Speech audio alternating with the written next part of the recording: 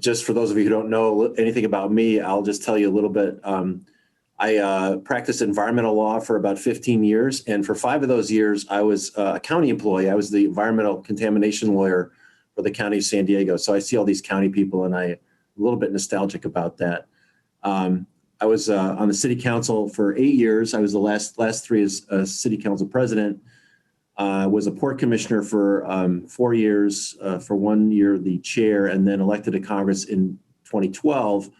I was first assigned to the Armed Services Committee, but I really wanted to get onto the Energy and Commerce Committee, which is a little bit of a competition here because of the broad jurisdiction that it has. I'm particularly interested in energy and the environment, which the committee covers, but it also covers healthcare. So we take a particular interest in the kinds of issues that you're all dealing with. Everyone on this call is keenly aware of the damage that meth has done to our communities over the years. But COVID-19, the pandemic, has spurred a new precipitous rise in drug use and overdose, as was mentioned. There are a lot of factors that we think contribute to the spike, including increase in fentanyl contamination and illicit drugs, heightened use of drugs and alcohol to cope with the stark mental health challenges brought on by the pandemic-related isolation and traumatic life event. And that's affecting not just this sphere, but trying to find healthcare providers all over the country. And I think 81,000 fatal drug overdoses in the U.S.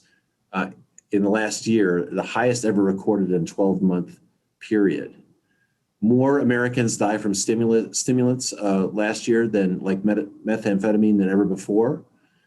And so we're trying to provide some support at the federal level in a bipartisan way. And I introduced the bicameral Methamphetamine Response Act earlier this year that would require the Office of National Drug Control Policy to develop and implement a national plan to mitigate the rise of methamphetamines addiction and overdose.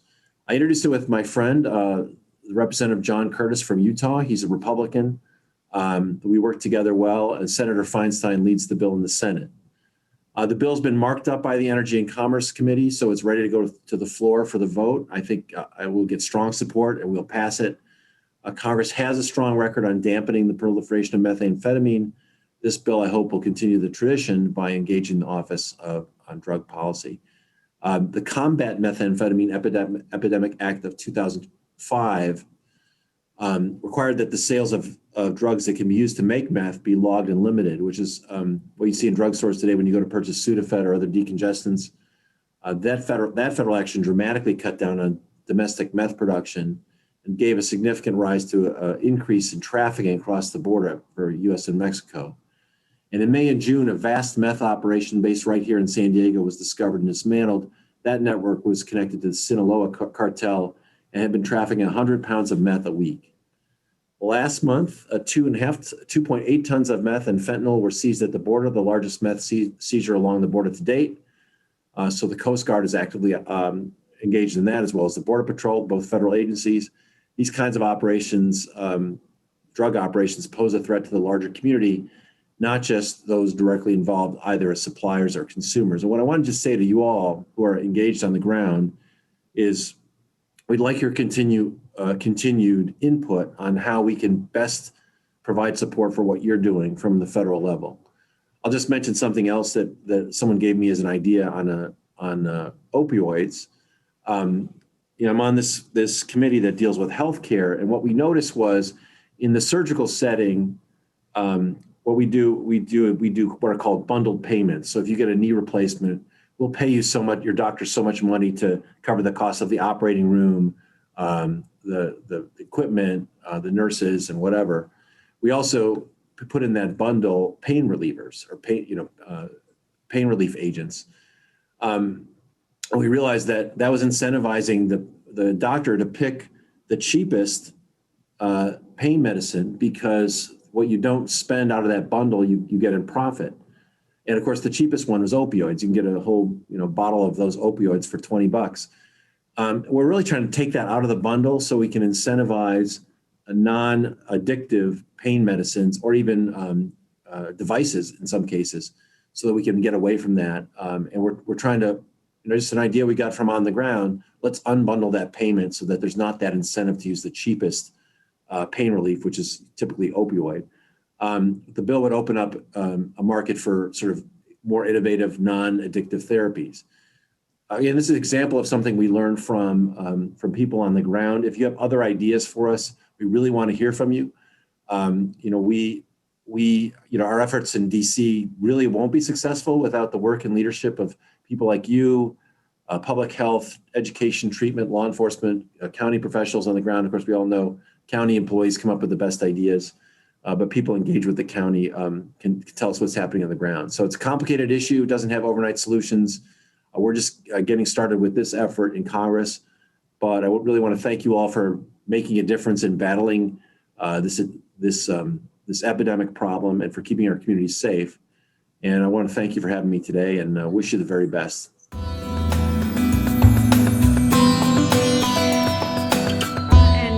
Hi, everyone. Good morning. My name is Anna Trout, and I'm here with my colleague, Elisa Olson, on behalf of Rescue Agency.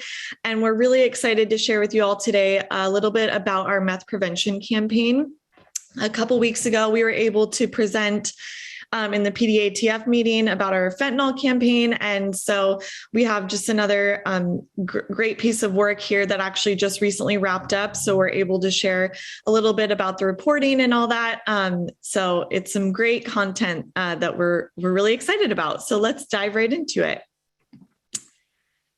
So for today, what we're going to cover is an overview of our meth prevention campaign, as well as the strategy behind it and sort of where we started there. We're also going to cover the media plan and the channels that we were live on for this campaign. We will be covering our creative highlights and the performance. So as I mentioned, this actually just wrapped up at the end of July. So we do have the media performing and metrics there that we can share with you all. And then we also just wrapped up our evaluation on this campaign. And so we have some very initial findings that we would love to share with you. So that'll kind of wrap us up here at the end. But to start, we're looking at our strategic overview. And really, even beyond that, we have to take a big step back and really look at where we're starting. In public health, it's our duty to help everyone and not leave anyone out. We know there's so many people in need that we want to help and inspire change and make things better. But really, when that happens, oftentimes that results in very general messages. And when they're general, they end up not really speaking to anyone. So the best way to help people is to really deliver specific messages to specific audiences that are clearly defined.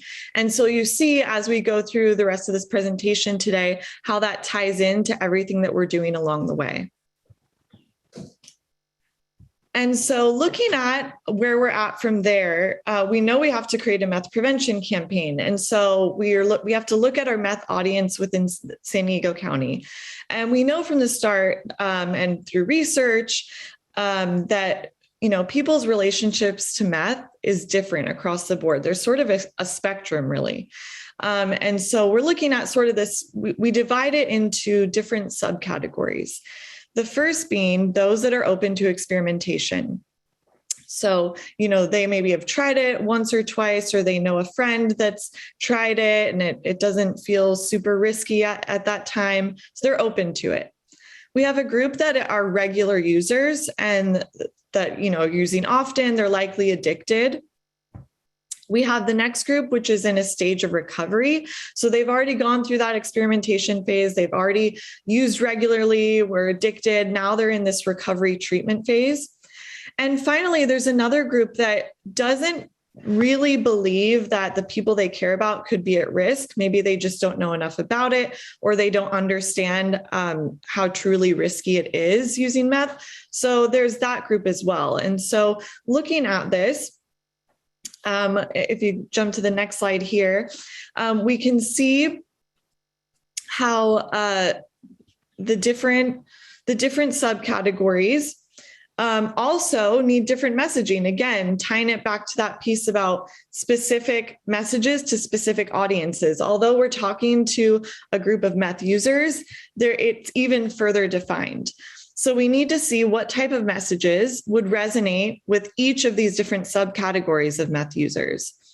So when we're looking at those that are open to experimentation, they really need a prevention and education message that's going to stop them from using further and getting into that regular user stage. Those that are already regular users need a treatment message. They're beyond the prevention experimentation stage in this. So now they need to know the treatment options and what's available to them. Those that are in recovery just need that continued support. Again, they're far beyond the prevention message. They've already gone through it. So now they just need that support to continue their journey through recovery.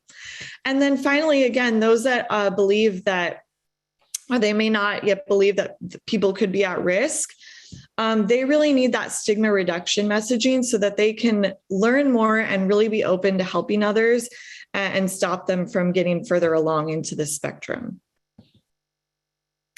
And so since we know that we were tasked with HHSA and looking at county priorities, we know that we needed to create a prevention campaign. But now we know exactly who we are talking to when developing that campaign content and creative. We're talking to meth users in San Diego, but specifically those that are open to experimentation, because that's the group that these prevention education messages will best resonate with. And so from there, we kind of look at where do we start? Now that we know this, we have to get a better understanding of our audience. So their reality is not our reality. We have to acknowledge that our own attitudes, our own experiences, our own beliefs is not going to be the same as our audiences. And we really have to first understand that role of the risky behavior of meth use from their point of view. And so we really have to create empathetic messaging in order to best create and develop messaging that actually resonates with them. And so through research, we were able to get a lot of great insights directly from our audience. And we know from the research that we conducted, that experimentation really seemed like it wasn't a big deal, especially when it came to being with friends and in a comfortable environment. And so here are a couple quotes that I'll just read through quickly that came directly from meth users within San Diego County. So it was casual. It was like the norm. It was normal. Like nobody would trip. It could be like with a new group of people and just be in the car, just maybe two people that you know in there. And then everyone else was random and someone pulls it out and says, hey, who wants it? And this other quote here, when I was 15, I tried it for the first time ever. And we were trying to smoke weed. And my friend was like, I don't have any weed right now, but I do have these meth crystals. And I was like, I don't know, that's meth. And he was like, well, you could try it if you want. So what we're finding with these participants is that they tend to try meth for the first time with someone that's close to them, primarily a sibling or a close friend, and that they're also identifying these first early meth uses in these private settings like a house or a car. So this really is helpful in giving us a clear understanding of what their reality looks like and what their situation looks like when they're actually trying meth for the first time. Additionally, some other research that we used in order to inform this campaign is research about, what the meth prevention campaigns that are currently out there. And oftentimes, those meth prevention campaigns display very dramatic imagery about the end results of addiction.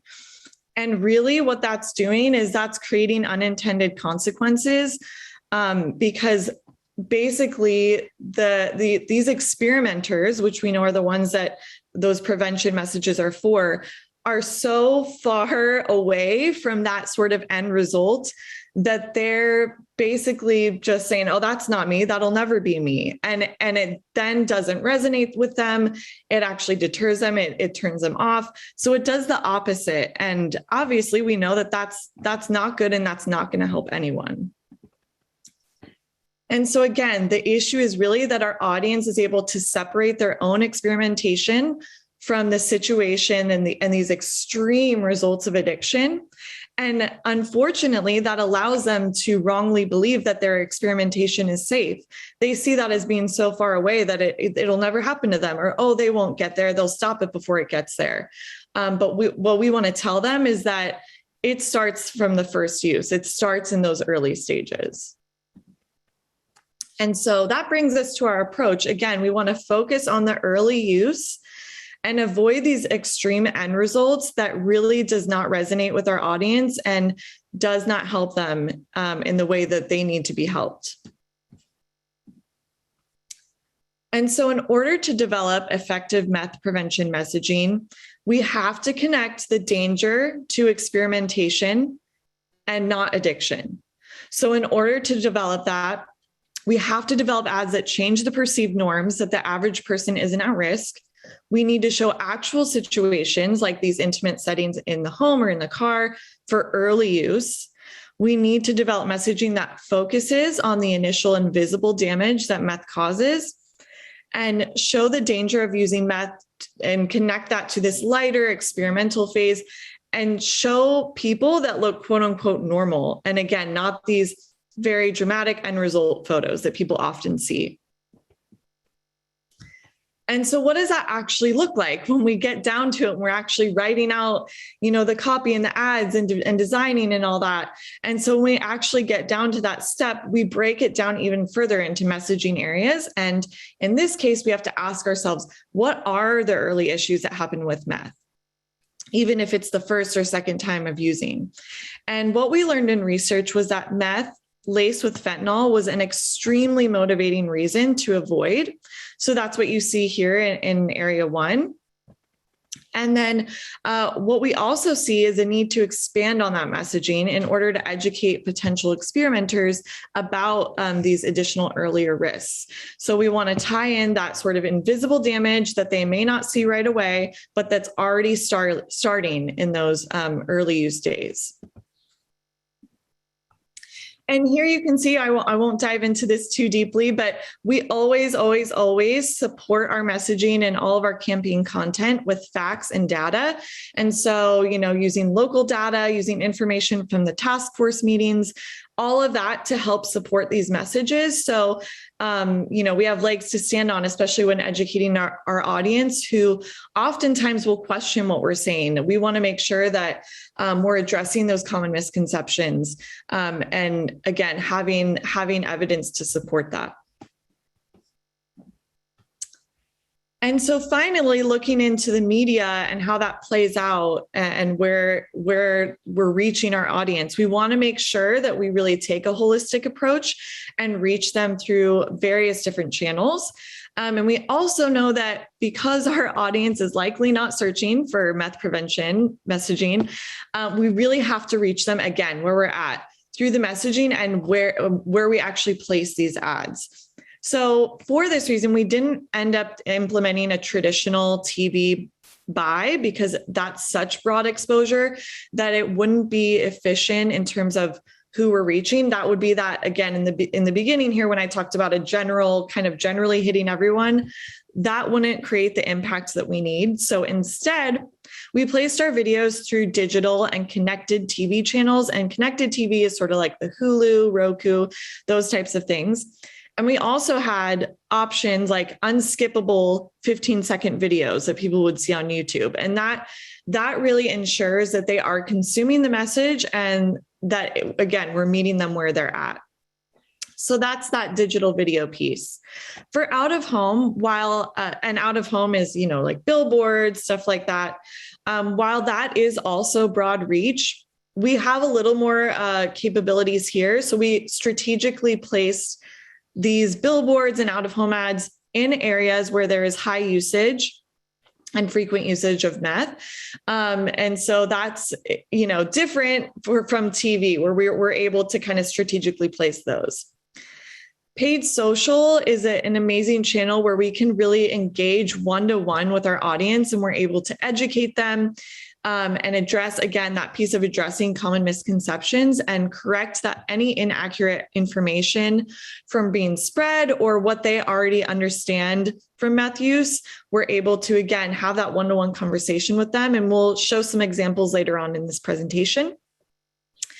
And then, of course, search. So we're optimizing there of anything that's related to anyone that is searching meth related items on Google, and kind of optimizing there, and ultimately driving everyone to the website through all of these channels where they can learn more about meth use, and even learn more about the fentanyl piece and then naloxone and all that. And so through all that and through the messaging, we're really able to reach our audience in an amazing way. And that's a perfect segue over to, I'm going to pass it off now to Elisa, who's going to take us through actual ads and how they performed.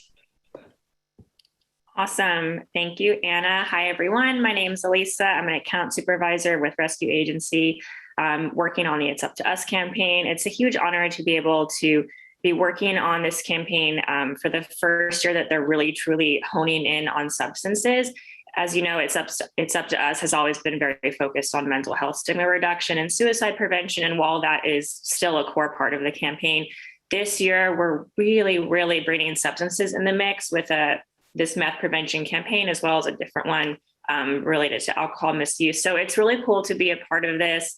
And as we heard from earlier speakers in the presentation today, with the local data that was being shared, this is a very prevalent issue, and we're very happy to be working alongside the county to address this. So this campaign ran from May through July. So it was a 3-month campaign across all those channels that Anna mentioned.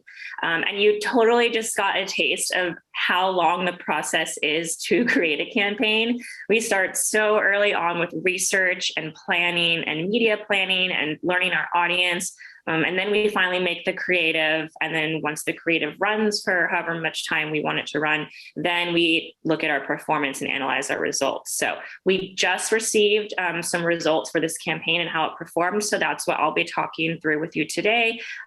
We have a pretty big library of creative assets. I won't be walking through all of the creative. However, I will be touching on some of the top performers and how those creative pieces did. So first, here on this slide, we're talking about out of home, which is advertising outside the home. If you ever see this abbreviation and you're struggling to remember what it means, because in media, there's so many abbreviations, just advertising outside the home. So we have billboards, digital transit shelters, and bus placements, And we wanted to use this channel to really reach a wider audience and increase brand awareness, but we strategically placed these pieces in high use cities, which we worked very closely with the Meth Strike Force, looking at local data to figure out where usage is the highest and how we can get these placements in those areas. So this was a really great traditional media vehicle to use because, one, we can go in those high use areas, and two, we're able to appeal to a wider audience in terms of socioeconomic status and access to devices. We know not everyone has access to digital devices. So really bringing this traditional piece here helped give us a robust 360 approach. So how did we do? For out of home, we garnered 14.2 million impressions. And for those who don't know what an impression is, that's basically just like an eyeball on an ad. So when someone sees something, it's related to an awareness delivery metric, not quite full engagement, but it is in that broader awareness piece. So when someone sees something, so 14.2 million impressions. And then throughout San Diego County, we had 136 placements. Here are just a few on the screen in the wild that we had up, but we had a lot of them all throughout the county. Here is a little creative close-up. See, taking a second to load here. All right, so this is a creative close-up of what the creative looks like when we're developing it and getting ready to launch it. So we have here an example of a billboard, which is this asset on the left. Meth damage starts before you see it, see how. And then we have a bus back here on the right. You'll notice that the copy here, everything in the creative we're going to look at today is going to tie back to those two messaging areas that Anna spoke to for a whole comprehensive campaign. So a couple examples close up here of how we have compelling copy, compelling imagery, and as always, a call to action and a bit of a brand plug there with the logo. Okay, so we made, as she mentioned, quite a bit of assets across a lot of channels. We made a video, a 30-second flagship video. We pretty much always have a flagship video for our campaigns, unless for some reason we really don't want to include video. So I'm going to go ahead and play the video for you all, and then I'm going to talk a little bit about performance as the video ran in a 30-second format and a 15-second format across digital, social, and YouTube. So let's see if we can get this to play.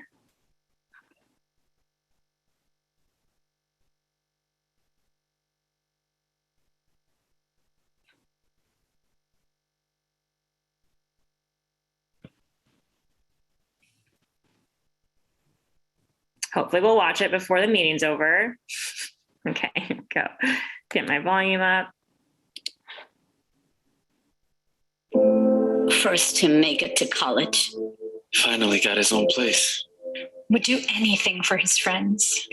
Fentanyl doesn't care who you are, where you live, or that you're a good person. Fentanyl hides in meth. It takes just 2 milligrams to kill, and the body count is up 68% in the past year. He was always such a good boy. Learn more about fentanyl-laced meth at the website. All right, so that was the spot. So let me get back into the deck here. So we ran the spot across multiple channels, and I said 30-second, 50-second, 15-second format. So let's talk a little bit about performance. And we also had it in English and Spanish. And really quick, the creative there, if you think back to our target audience that Anna was talking about, this guy, this is why our spot is called A Good Boy. He's an example of that early user that just tried it for fun. He was a normal person with a normal life, first to make it to college, would do anything for his friends. We really wanted to paint a picture in the creative that like this doesn't happen always to those like extreme depictions you see in other media campaigns of someone who's heavily addicted, and it's focusing on like the skin and the face. Like we wanted to show like this could be your friend out in San Diego, or your cousin or whoever. So we really wanted to show like the connection between this potential early use audience who might just try here and there, and the dangers. So how did this video do? When specifically talking about social media and YouTube, we look at a measurement called exploratory engagement, which is basically when someone consumes a message, watches a video, downloads something, clicks on something, et cetera, because that's a measurement that is like the next step up from awareness. So they're not only just looking at the creative, but they're consuming it. So they're interacting with it in some way. So about 68% of our total exploratory engagements for the whole campaign came from paid social media and YouTube, which is awesome. As Anna mentioned earlier, we were able to secure 15-second unskippable inventory on YouTube, which is amazing. This audience, since they don't believe that this danger is relevant to them, it's harder to get them to sit and listen to the message because they're automatically like, oh, that's not me. So with the unskippable inventory on YouTube, that's really great because they're kind of forced to watch. So we had 2.1 million video completions for that 15-second spot. We put a little more money behind that one because we really wanted to emphasize the unskippable and short form content. And the 30-second had 46,000 video completions. That one wasn't unskippable just due to the nature of the buy and what was available on YouTube, but very strong still a number of completions there. And then quick breakout between English and Spanish. For the 15-second spot, about half of those were completed in English, and Spanish, 644,000. And then this bottom box here, through plays, you're probably thinking like, what's a through play? That's on social media. And that's when someone watches a video for 15 seconds or longer. So they have to watch it for a minimum of 15 seconds for it to count. So we were able to get that 664,000 number there in terms of through plays on social media, with a little breakout here below between English and Spanish. So really, really happy with the amount of completions and engagement we got with this video across social media and YouTube. All right, so now let's talk about digital media. So as Anna mentioned, we didn't do a buy on traditional TV because this audience is so niche. And they're definitely a smaller audience in San Diego. While we know that meth use is a prevalent issue, this audience, let's say in comparison to like a mental health campaign, this audience is definitely smaller and very specific. So traditional TV we would have that spot playing in households where people would be like, I don't, this isn't relevant to me. Like, I don't need to watch this. So we used digital video because the targeting capabilities on digital media are fantastic. We're able to leverage so many different types of targeting. So we ran this video online. So connected TV is things like Pluto TV, Amazon Fire, Vizio Watch, Roku, LG TV, things like that. We've listed on the slide. Those are just a few examples. We have a lot of different apps we ran on, but that's where we ran on connected TV, really like the top devices and channels that people are using in San Diego. And then for digital video, we can also run it on like apps on your phone and websites. So we're able to serve it really across multiple avenues in the online space. Our digital video and connected TV accounted for about 31% of our exploratory engagements, which again is people consuming the content.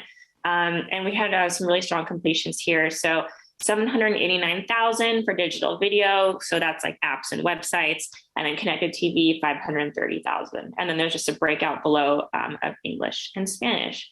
So really happy here. We aligned our Spanish targeting and our Spanish creative with the ratio of Spanish speakers in San Diego. So roughly 25% of the population would consume content in Spanish first. So that's how we align our targeting to match. And I'll jump to the next slide. All right, so let's talk about search. So we use paid search here as a really good way to hone in on people searching for these terms. So what we did, we kind of had a twofold approach to this campaign. We developed some search ads and made a search campaign around very like meth specific and fentanyl specific terms, but we also added in some related to mental health to really connect the dots between mental health and substance use.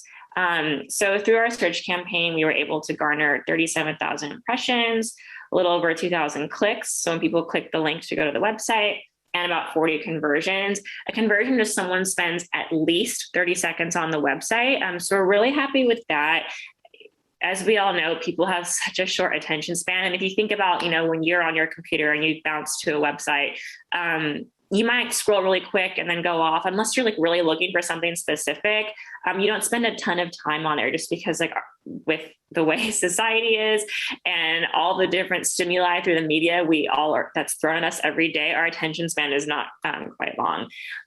So it's great to have anything longer than 30 seconds. That's significant.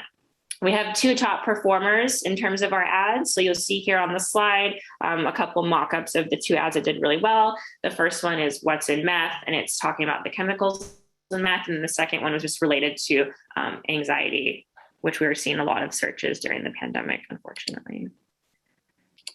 So this is just a quick mock-up of a close-up of the top performing ad related to meth. So you can see a little more of what goes in it. So here on the phone, you can see like an example of someone searching like what's in meth, and then our It's Up to Us ad pops up. So that's a little bit about how a search campaign works. And then we have the copy here is really tied to that messaging area too that Anna talked about, which is the different effects and repercussions of early meth use. So here we're really talking about what's in meth, chemicals in meth, acetone, what chemicals are in meth. Meth is loaded with dangerous chemicals. Learn how meth damages you from the inside, followed by description number 2, which says acetone is just one dangerous chemical in meth. Find out more about meth effects. Shout out to Linda Bridgen-Smith, who really came in strong with the acetone reference when we were talking about the different chemicals and what's like really relevant in meth in San Diego. She came to us and was like, we should really talk about acetone and things like that. And as we're all looking at research together, thank you, Linda. This was our top performing search ad. So looks like people are very interested in that. Now let's talk about some standout performers for English language social media ads. So on social media, we run our ads across a few different objectives. So you notice these names here above the little mock-ups, post engagement or traffic. So when we're running creative for post engagement, that means on the back end, we're optimizing that media buy and that creative so that people engage with it, whether they watch a video, they click, they share, etc. If something's optimized for traffic, that means we want to get them to the website. We made a custom landing page specific for this campaign to drive users to learn more. So two very important components of the campaign. We want them to consume, but we also want to get them to the website.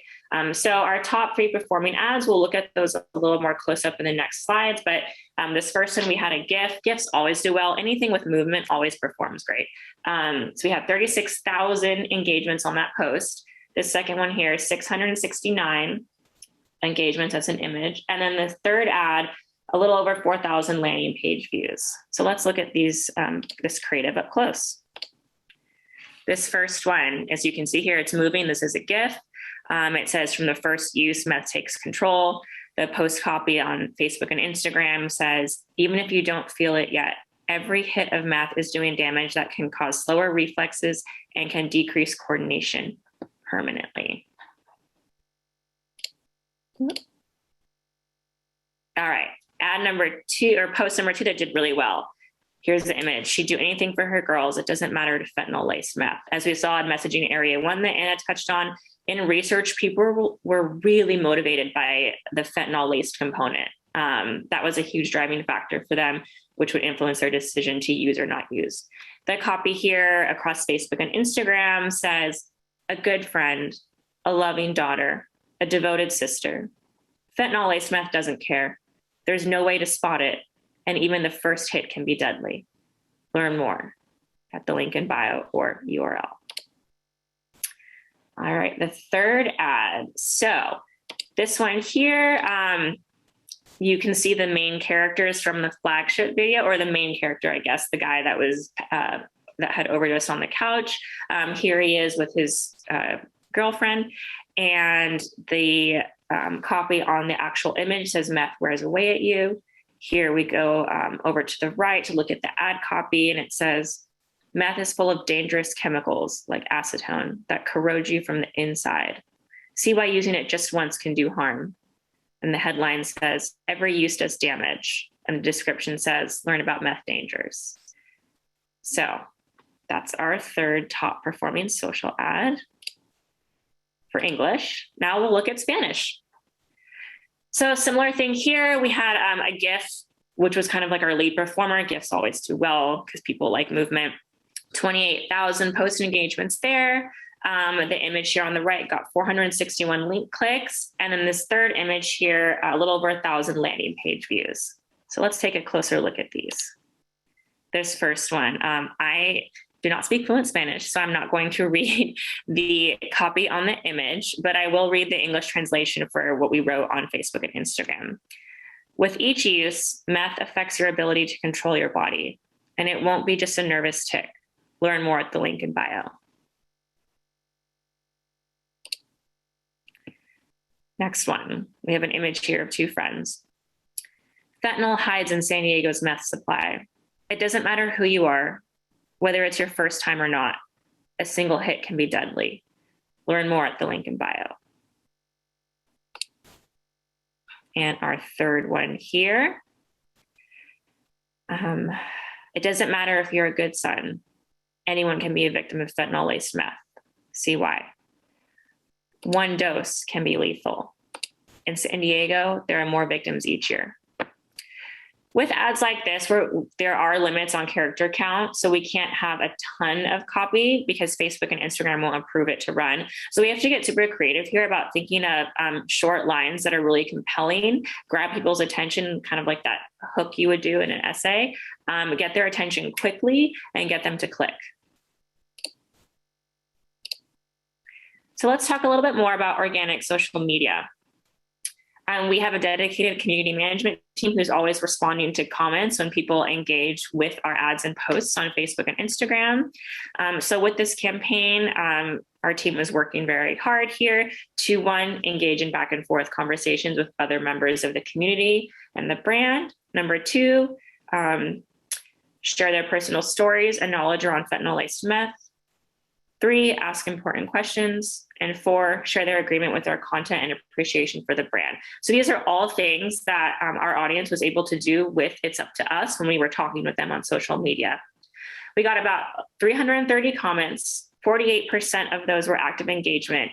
We did not optimize for active engagement. That was not one of our key performance indicators. We were looking at like awareness and exploratory engagement. Active engagement is it's a step further. So they're not just consuming the content. Active engagement would be like they're commenting on something or they're sharing. And we call that out here because while that wasn't one of our main goals, we still saw a ton of it just naturally, organically. And that's really cool. That means people had things to say about this campaign and meth and fentanyl. So that's good. That means we're engaging the audience. The comments we received had about 58% positive sentiment. This is pretty typical for what we see across all of our substance campaigns that we do here at Rescue. I think our substance campaigns get a mix of more spicy comments compared to some of our mental health creative, which is a little more like compassionate and gentle. I think here, people, especially if we are reaching those early users, they oftentimes like will clap back at us and like, well, this didn't happen to me and da da da da.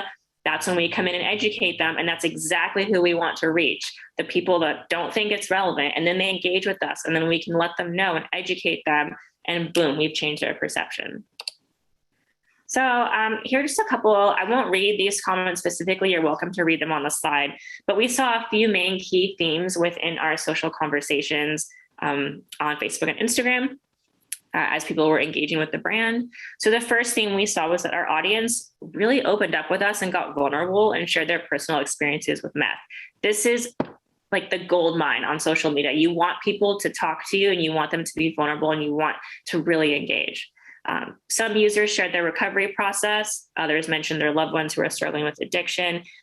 We love this. We love when people are honest with us and open up to us, and then we can talk to them. And as you can see here in these examples on the screen, we're going back and forth. We're able to connect them to resources. We're able to provide support. Those who are in recovery, like really encourage them. Theme number 2, love this one. We got to answer questions and correct misconceptions around meth use and addiction. So this one's interesting because people ask us things like, here on the right side, the bottom one, doesn't meth keep you thin? So I'm not sure what angle this person is taking, but it's great that they're asking a question and we respond, yes, some people lose weight over time, but very real consequences start from the first hit, even if they're not always visible, like extreme weight loss. So we love when the audience asks us questions. Sometimes they can get spicy, but that's a good thing. That's who we want to talk to. Third theme, message agreement and brand appreciation. Our audience shared their appreciation for the work we're doing and gave us support. These are always really, really sweet to see. We like when the community here in San Diego gives It's Up to Us support, thanks us for what we're doing, and just overall supports the mission. All right, so now we can talk about the website.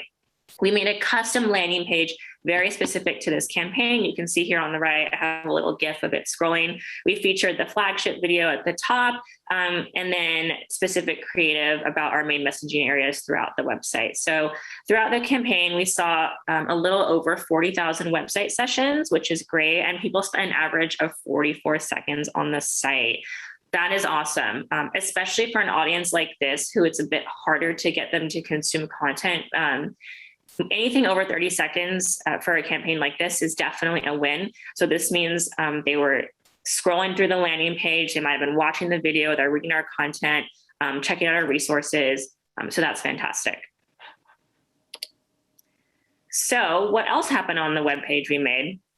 We got some clicks. So what did we get the most clicks on the page? So we know they were looking at the content, spending about 44 seconds. But what else were they doing? What else were they doing? Excuse me. So on the English landing page, the link that got the most clicks, that got 251, was a YouTube video that we received from the county, and it's instructions for how to reverse a fentanyl overdose with naloxone. That's really cool that we got over 200 clicks on people wanting to watch instructions on what to do to try and prevent an overdose death. So We love that. That's something we're definitely keeping in mind, that's the content people are interested in. And then on the Spanish version of the landing page, we also saw a lot of clicks on the video to reverse an overdose. But something that's interesting we saw on this, for this specific audience, we saw a lot of our Spanish users clicking on a website specific about substance use and addiction overall. So on our landing page, we had a block of content related to the campaign, but then underneath that, we also had some general information about addiction, substance use, and mental health. And we saw that our Spanish audience was actually scrolling past the campaign information and clicking on links just related to addiction treatment and substance use overall. So maybe this audience is a bit more curious about just like broadly what happens with addiction and treatment and things like that. So interesting little bit of information we are keeping in our back pockets for future work.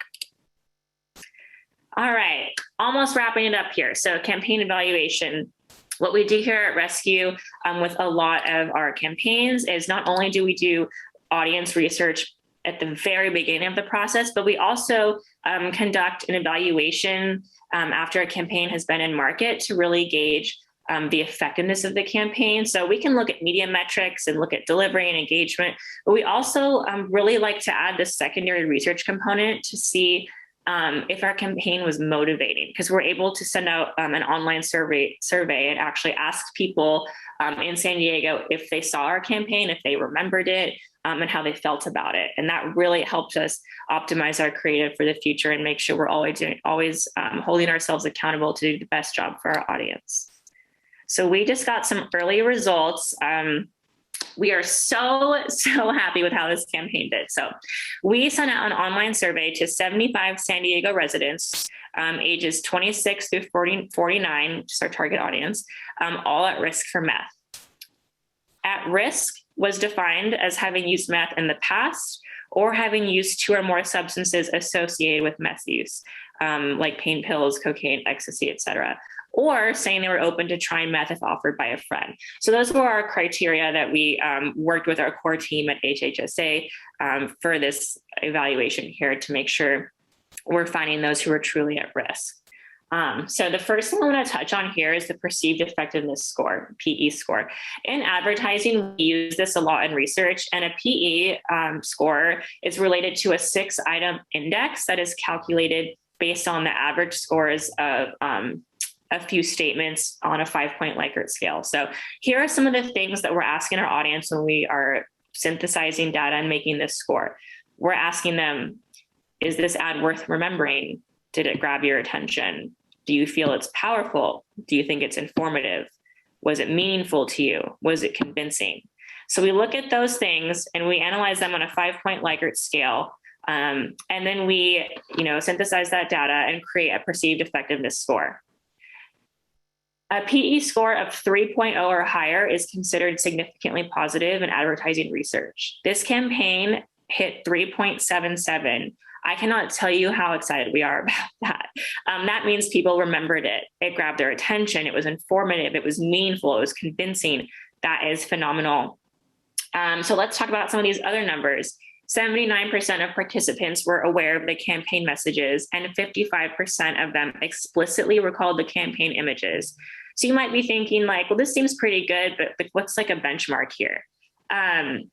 What we typically see for campaign evaluations, average awareness and recall is around 30 to 40%. A lot of factors obviously go into this, such as the type of research, the audience, the location, the campaign, and the budget. But like roughly an average we can think about is 30 to 40%. You look here, we have 79% awareness and 55% image recall. Again, fantastic. We are so happy.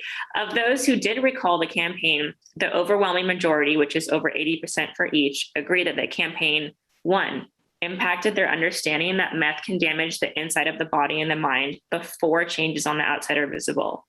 2, they agreed that the campaign educated them that meth can contain fentanyl and made them believe that meth is dangerous to use even a few times. So as we look at this, this is what we wanted to do. this is who we wanted to reach. This is what we wanted to resonate with them. So we have a larger report for the full evaluation coming soon, but these are just some early numbers we saw, and just so happy because, as mentioned earlier in the presentation with the previous speakers, and the high numbers, increasing numbers of overdose deaths and meth use and meth arrests. This is such a prevalent issue, and we need to get this messaging out there. So we could not be more happy with numbers like this, showing that people saw, they remembered, and it resonated. So with that, that closes out our presentation. Here is my information as well as Anna's if anyone has questions. But thank you all for bearing with us. I know that was a bit long, but really wanted to share those early results with you all, and really happy for how we performed.